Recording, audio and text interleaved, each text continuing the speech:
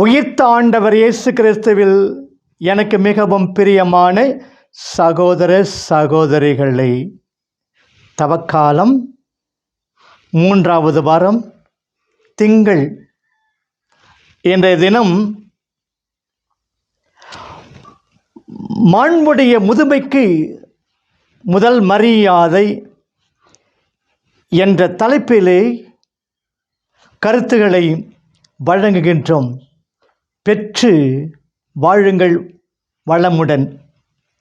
இன்று பொருளாதார நிலை உயர்ந்திருக்கிறது என்பது உண்மை. தொடர்பு ஊடகங்களின் வீழ்ச்சி வளர்ந்துள்ளது உண்மை. ஆனால் மானுட மதிப்பீடுகள் வளர்ந்து உள்ளனவா என்பது வினாக்குறியே. மதிப்பீடுகள் சரிந்துள்ளன என்பதற்கான ஓர் அடையாளம் நம் சமுதாயம் முதியோரை நடத்தும் முறை. இன்று முதியோர் இல்லங்கள் பெருகி வருகின்றன. குடும்பங்களில் வாழும் முதியோர் ஒரு பாரமாகவே கருதப்படுகின்றனர். இந்த நிலையை மாற்றி முதுமைக்கு மதிப்பு அளிக்கவும் முதியோரை போற்றவும் இறைவார்த்தை நமக்கு அறைகூவல் விடுக்கின்றது.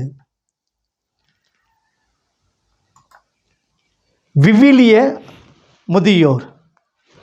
விவிலியத்தில் முதுமை என்பது இறைவனின் ஆசிகளுள் ஒன்று. இறைவனால் அழைக்கப்பட்டு ஆசீர்வதிக்கப்பட்ட பலரும் முதிய வயது வரை வாழ்ந்து இறந்ததை விவிலியம் பதிவு செய்துள்ளது. தொடக்க நூல் 15:15 நீ மிகவும் முதிர்ந்த வயதில் அமைதியாக உன் மூதாதையரிடம் சென்ற பின் நல்லடக்கம் செய்யப்படுவாய் என்பது ஆபிரகாமுக்கு கடவுள் அளித்த வாக்குறுதி. தொடக்க நூல் 47:9 யாக்கோப்பு 130 ஆண்டுகள் வாழ்ந்தார்.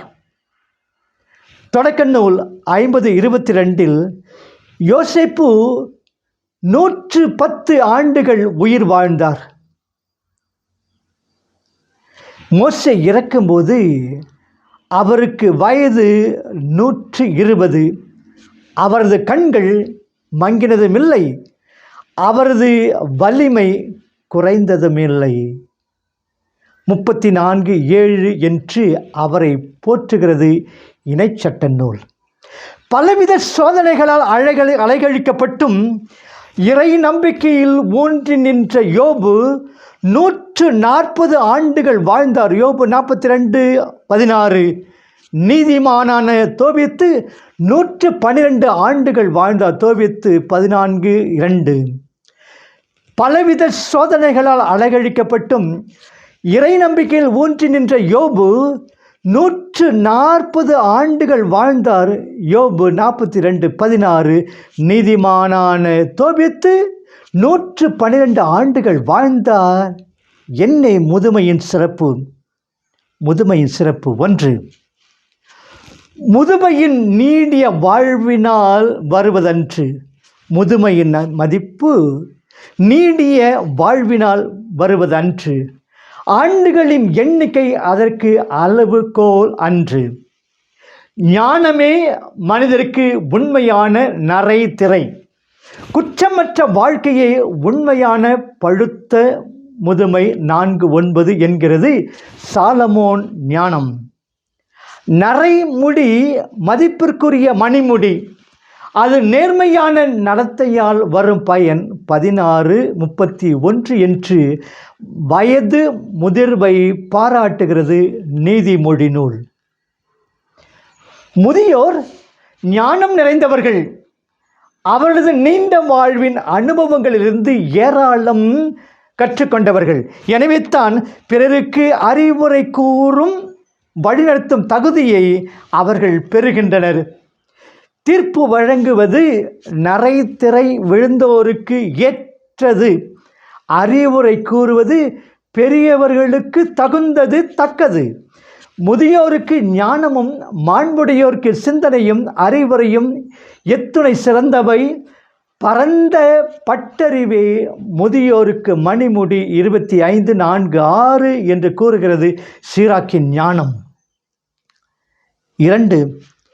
பிள்ளைகளின் பிள்ளைகளை காண்பது முதியோரின் இன்னொரு சிறப்பு. நீர் உம் பிள்ளைகளின் பிள்ளைகளை காண்பீராக, திருப்பாடல் 128:6 என்பது முதியோரின் பேரு. முதியோருக்கு அவருடைய பேர பிள்ளைகள் மணிமுடி போன்றவர்கள். நீதிமொழி 17:6. 3. வயது முதிர்ந்தோர் மீது இறைவனும் பரிவு காட்டுகின்றார்.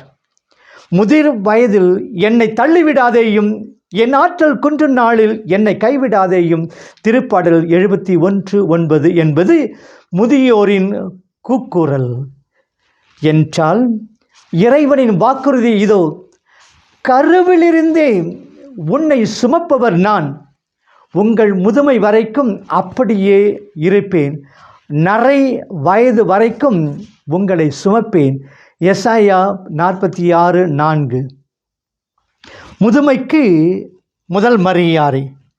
இத்தகைய சிறப்பு பெற்ற முதியோருக்கு மாண்பும் மதிப்பும் வழங்க வேண்டும். லேவியராகமம் 19:32.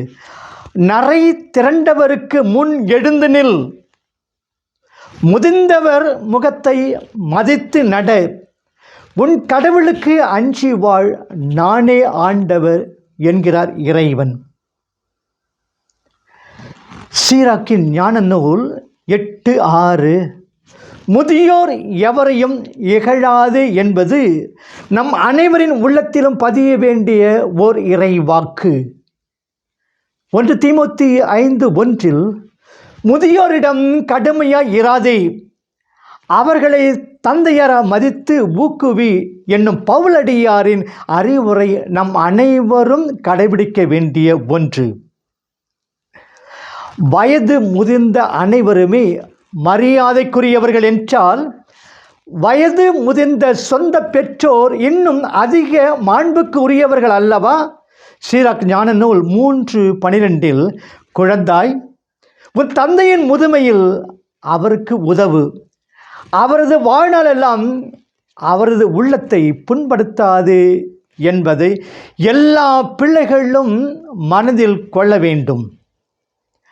பிள்ளைகள் உயிரோடு இருக்கும்போது பெற்றோர் முதியோர் இல்லத்தில் வாழ்வது மாபெரும் இழுக்கு. 1 தீமோத்தேயு 5:8 தம் உறவினரை சிறப்பாக தம் வீட்டாரை ஆதரியாதோர் நம்பிக்கையை மறுதளிப்பவர் ஆவர், அவர்கள் நம்பிக்கை அற்றோரை விட தாழ்ந்தோர் ஆவர் என்னும் கடுமையான மொழிகளை இத்தகைய பிள்ளைகள் மனதில் கொள்ள வேண்டும். முதியோர் என்ன செய்யலாம்? முதியோர் பயனற்றவர்கள், அவர்கள் இந்த சமுதாயத்திற்கு பாரம் என்பதெல்லாம் நம்முடைய மரபுகளுக்கு மாறான சிந்தனை. பயன்படுத்தி தூக்கி எறி என்கிற நுகர்வு கலாச்சாரத்தின் நச்சு கொள்கை. இவ்வுலகில் பயனற்றவர் என்ற எவரும் இல்லை. இவ்வுலகம் மேன்மையடைய எல்லாரும் பங்களிப்பு செய்யலாம். ஆண்டவரின் இல்லத்தில் நடப்பட்டோர் நம் கடவுளின் கோவில் முற்றங்களில் செழித்தோங்குவர், அவர்கள் முதிர்ந்த வயதிலும் கடிதருவர் என்றும் செழுமையையும் பசுமையுமாய் இருப்பர். 92:13-14 என்கிற திருப்பாடல். ஆம், முதியோர் முதிர் வயதிலும் கனி தரலாம், சரியான விதத்தில் ஊக்குவிக்கப்பட்டால். தோபித்து தன் முதிர்ந்த காலத்திலும் வளமாக வாழ்ந்து தர்மங்கள் புரிந்து வந்தார். கடவுளை போற்றுவதிலும் அவரது பெருமையை அறிக்கையிடுவதிலும் ஓயாது ஈடுபட்டிருந்தார். தோபித்து 14:2. 84 வயது இறைவாக் அண்ணா கோவிலை விட்டு நீங்காமல் நோன்பிருந்து மன்றாடி அல்லும் பகலும் திருப்பணி செய்து வந்தார். லூக்கா 2:37. வயது முதிர்ந்த ஆண்கள் அறிவு தெளிவு கண்ணியம் கட்டுப்பாடு உடையவர்களாய் இருந்து நம்பிக்கை அன்பு மன உறுதி தீத்து 2-3 இவற்றில் பிறருக்கு எடுத்துக்காட்டாக திகழலாம். அவ்வாறே வயது முதிர்ந்த பெண்களும் தூய நடத்தை உள்ளவர்களாய் நற்போதனை அளிப்பவர்களாய் விளங்கலாம். தீத்து 2:2-3. இவ்வாறு ஞானத்தின் அடையாளமாய் இருப்பர். முதியோரை கடந்த காலத்திலேயே விட்டு வைக்காமல் நிகழ்காலத்தில் வாழ வைப்போம். ஏன் எதிர்கால கனவுகளையும் காண செய்வோம். இறுதி நாட்களில் ஆவியை பொழிவேன். உங்கள் முதியோர் கனவுகளை காண்பர். திருத்தூதர் பணி 2:17 என்பது ஆண்டவரின் வாக்கு. எனவே இணையவர்களை இறை மக்களை முதுமைக்கு முதல் மரியாதை செய்வோம். அவர்களை வாழ்த்துவோம், வணங்குவோம், ஆசீர் பெறுவோம். ஆண்டவரின் ஆசீர் உங்களோடு என்றும் இருப்பதாக.